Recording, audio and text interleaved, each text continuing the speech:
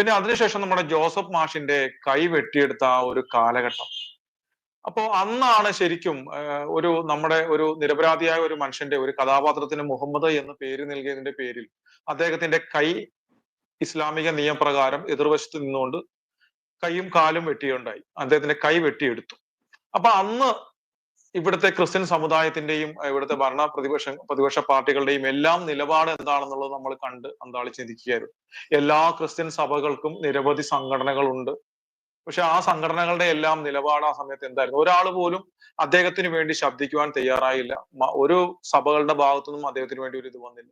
അപ്പൊ ഇങ്ങനെ തുടർന്ന് വന്നൊരു പ്രശ്നങ്ങൾ വന്നപ്പോഴത്തേക്ക് ഇനി ക്രിസ്ത്യൻ സമുദായം ഇവിടെ നിലനിൽക്കണം, നമ്മുടെ സംസ്കാരം, നമ്മുടെ പൂർവികരൊക്കെ അനുഭവിച്ച ആ വിശ്വാസ സ്വാതന്ത്ര്യവും നമ്മുടെ സാമുദായിക സ്വാതന്ത്ര്യവും എല്ലാം അനുഭവിച്ച് നമുക്കിവിടെ ഈ സമുദായം ഇവിടെ നിലനിൽക്കണമെന്നുണ്ടെങ്കിൽ RSS പോലെ ഹിന്ദുക്കൾക്ക് RSS എന്ന് പറയുന്ന പോലെ അതേപോലെ തന്നെ ക്രിസ്ത്യാനികൾക്ക് അതേപോലൊരു സംഘടന വേണമെന്നുള്ളൊരു തോന്നലാണ് ഈ പഴയ നിർജീവമായി പോയ ആ പഴയ കാസയെ വീണ്ടും 2018 പുനരുജ്ജീവിപ്പിച്ച് അത് 2019 കൊച്ചി കേന്ദ്രമാക്കി രജിസ്റ്റർ ചെയ്ത് കൊണ്ടുവരുന്നത്. ശരിക്കും പറഞ്ഞാൽ ഒരു നമ്മുടെ ഇവിടുത്തെ കേരളത്തിലെ സാഹചര്യം നോക്കുകയാണെന്നുണ്ടെങ്കിൽ നമ്മളൊരു വലിയൊരു ശക്തിയാണ്, ക്രിസ്ത്യാനികൾ ഇവിടെ ഒരു വലിയൊരു ശക്തിയാണ്. പക്ഷെ അത് മനസ്സിലാകുന്നില്ല. ഇപ്പൊ മുസ്ലിം സമുദായം ചില ജില്ലകളിൽ മാത്രം ഇങ്ങനെ കേന്ദ്രീകരിച്ച് നിൽക്കുമ്പോൾ ക്രിസ്ത്യൻ സമുദായം എന്ന് പറഞ്ഞ വിവിധങ്ങളായിട്ടുള്ള പല ജില്ലകളിലായിട്ട് കിടക്കുകയാണ്. പലരെയും ജയിപ്പിക്കാനും അതുപോലെ തന്നെ ഉദ്ദേശിക്കുന്നവരെ തോൽപ്പിക്കാനും ക്രിസ്ത്യൻ സമുദായം വിചാരിച്ചാൽ സാധിക്കും. പക്ഷെ നമ്മുടെ ശക്തി നമ്മുടെ ആളുകൾ മനസ്സിലാക്കുന്നില്ല. നമ്മളൊക്കെ വിവിധ നാട്ടുരാജ്യങ്ങളെ പോലെ നമ്മുടെ ഓരോ സഭകളും ഇങ്ങനെ വിഘടിച്ച് നിൽക്കുകയാണ്. പരസ്പര ബന്ധമില്ലാത്ത കുറെ നാട്ടുരാജ്യം.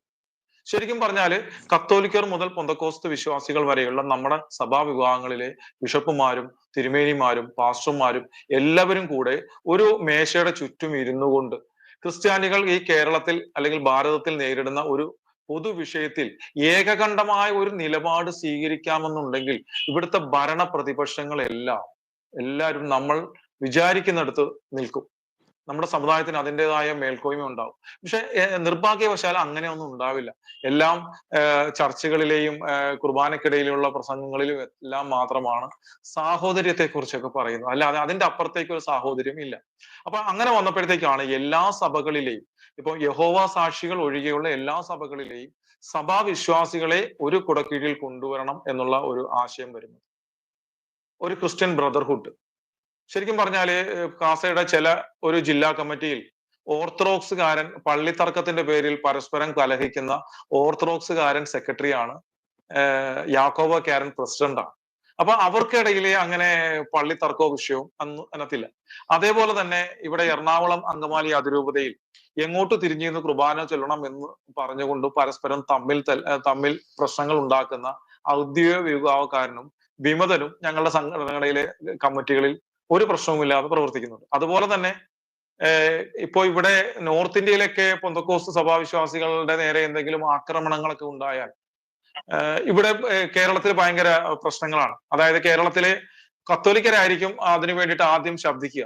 പക്ഷെ അതിന്റെ ഉദ്ദേശം എന്ന് പറയുന്നത് ആത്മാർത്ഥതയൊന്നും ഉണ്ടായിട്ടൊന്നുമല്ല. അതിലെ രാഷ്ട്രീയ മുതലെടുപ്പും നേട്ടങ്ങൾക്ക് വേണ്ടിയിട്ടാണ് ഇവിടെ ഉടനെ പെന്തക്കോസ്ത് പാസ്റ്റർമാരെ ആക്രമിച്ചാലും അവരുടെ ചർച്ചകൾ ചെന്ന് എന്തെങ്കിലും ആരെങ്കിലും പ്രശ്നം ഉണ്ടാക്കിയാലും ഇവിടെ ഭയങ്കര പ്രശ്നമായിരിക്കും. അതിന് നേതൃത്വം കൊടുക്കുന്നത് ഇവിടുത്തെ കത്തോലിക്കരായിരിക്കും. പക്ഷെ ഇവിടെ ഈ നാട്ടില് കത്തോലിക്ക വീടുകളിൽ പെന്തക്കോസ്തുകാരെ അടുപ്പിക്കരുതെന്നുള്ളതാണ് നിർദ്ദേശം. അവരെ ആട്ടി ഓടിച്ചു വിടണമെന്നുള്ളതാണ്. ഇനി അഥവാ ഏതെങ്കിലും ഒരു കുടുംബത്തിൽ നിന്ന് ഒരു വിശ്വാസി പെന്തക്കോസ്ത് വിശ്വാസത്തിലേക്ക് പോവുകയാണെന്നുണ്ടെങ്കിൽ ആ ഇടവ പള്ളിയിൽ വിശദീകരണം കൊടുക്കുകയും വേണമെന്നുണ്ടെങ്കിൽ ഇടവ എന്ന് വിലക്കുകയും ചെയ്യുന്ന അവസ്ഥയാണ് ഇവിടെ നിലവിലുള്ളത്. പക്ഷെ ഇങ്ങനെയുള്ള സ്നേഹം വരുന്നത് ഉത്തരേന്ത്യയിലെ വിഷയങ്ങൾ വരുമ്പോൾ മാത്രമേ ഉള്ളൂ.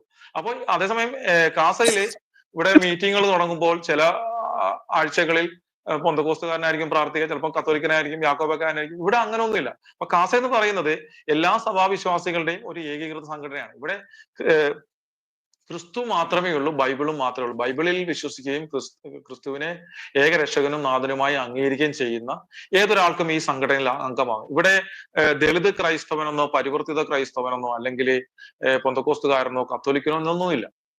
ഇവിടെ പരസ്പരം ബ്രദർ ഒരു അഭിസംബോധന മാത്രമേ പാടുള്ളൂ. സഭാപരമായ വിശ്വാസങ്ങളോ വ്യതിയാനങ്ങളോ തർക്കങ്ങളോ ഒന്നും ഇവിടെ ഇതായിട്ട് വരാൻ പാടില്ല. അതുപോലെ തന്നെ ഈ സംഘടനയിൽ ഏതൊരു രാഷ്ട്രീയ പ്രസ്ഥാനം, ലെനിനിസ്റ്റ് മാവോയിസ്റ്റ് പ്രസ്ഥാനങ്ങൾ, നെക്സലൈറ്റ് പ്രസ്ഥാനങ്ങൾ ഒഴികെയുള്ള കമ്മ്യൂണിസ്റ്റുകാർക്കും BJP-ക്കാർക്കും കേരള കോൺഗ്രസ്സുകാർക്കും കോൺഗ്രസ്സുകാർക്കും എല്ലാം ഇതിനകത്ത് അംഗങ്ങളാകും, എല്ലാവരും അംഗങ്ങളായിട്ടുണ്ട്. അപ്പൊ ഇവിടുത്തെ ഒരു പൊതു നിയമം എന്ന് പറയുന്നത് സംഘടനാ സമുദായത്തിനും വിശ്വാസത്തിനും വേണ്ടി എടുക്കുന്ന ഒരു നിലപാട് അത് സ്വന്തം രാഷ്ട്രീയ പ്രസ്ഥാനത്തിന് എതിരെ ആയാൽ പോലും അതിനെതിരെ ഒരു എതിർപ്പ് പ്രകടിപ്പിക്കാൻ പാടില്ല, അതിനെ അംഗീകരിക്കണം എന്നുള്ളത് മാത്രമേ ഉള്ളൂ.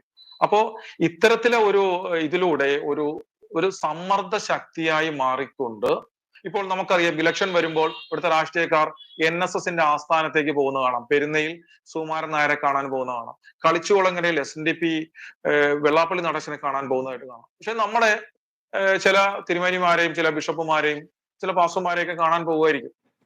പക്ഷെ അവരെ പോലെ ഒരു സമ്മർദ്ദ ശക്തി അല്ല നമ്മൾ.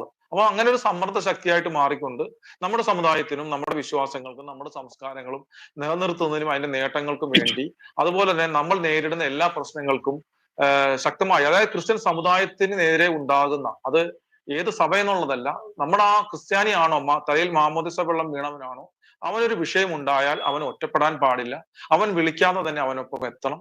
അതുപോലെ തന്നെ ഈ സമുദായത്തിന് എതിരെ ഉയരുന്ന ഏതൊരു വിഷയത്തിനും ചോദ്യം ചെയ്യപ്പെടാതെ പോകരുത് എന്നുള്ള ആ ഒരു ലക്ഷ്യത്തോടെയാണ് കാസ രൂപീകരിക്കുന്നത്.